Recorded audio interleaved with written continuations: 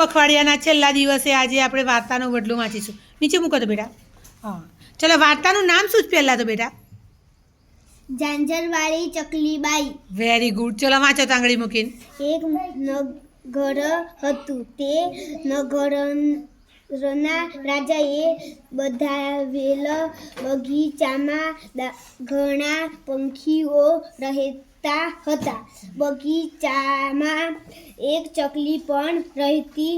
એકવાર ચકલી ચણતી ફરતી હતી.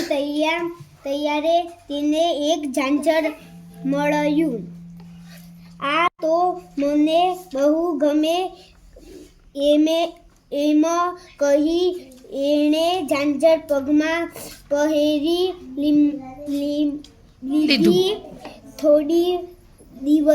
થોડા દિવસ બાદ રાજા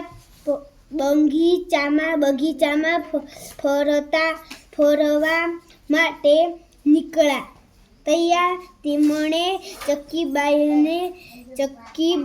ચકીબાઈના પગમાં ઝાંઝર જોયું. ચકીબાઈએ રાજા સામું જોયું. ફૂલાઈ ગયા. હું તો ઝાંઝરવાળી ચકલીબાઈ. મને કોઈથી કાંઈ ના કહેવાય. કોઈની પાસે ના હોય તેવું મારા પગમાં ઝાંઝર સોહાય.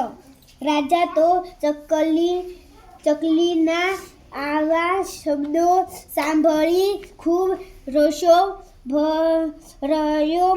એ તો પગમાં પછાડી મહેલમાં ચાલ્યો ગયો. બીજા દિવસે રાજા પાછા બગીચામાં ફરવા આવ્યા.